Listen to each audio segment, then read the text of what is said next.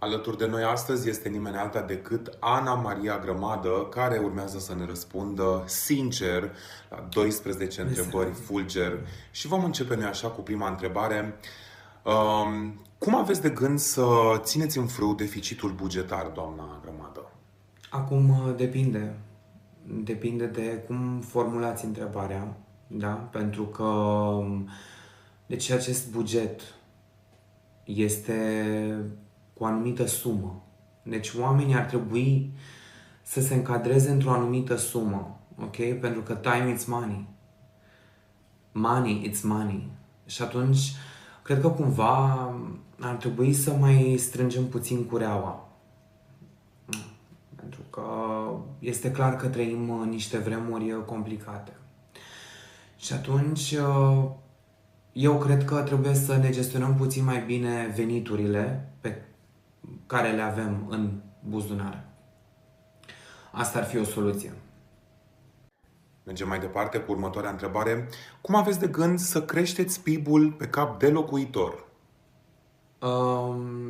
Depinde foarte mult de care locuitori vorbim, de cei din România, din cei din afară, pentru că este clar că sunt mulți locuitori.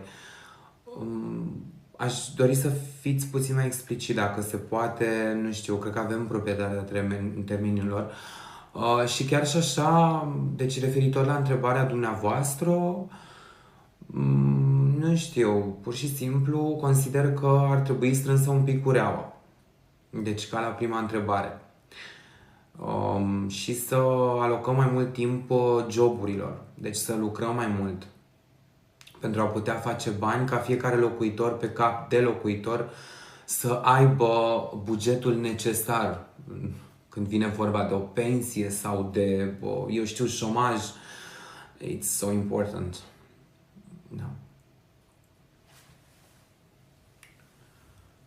Trecem la următoarea întrebare acum. Cum aveți de gând să ajutați sistemul de sănătate?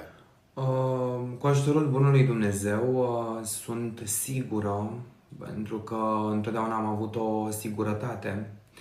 Când a venit vorba de Dumnezeu, eu am și ținut un post negru intermitent. Chiar pot spune că datorită acestui aspect am și intrat în politică mai mult, pentru că a fost cumva o legătură de, deci, mai multe lovituri și, în fine, mi-a fost foarte greu. Cred că este foarte important să construim mai multe hospitals,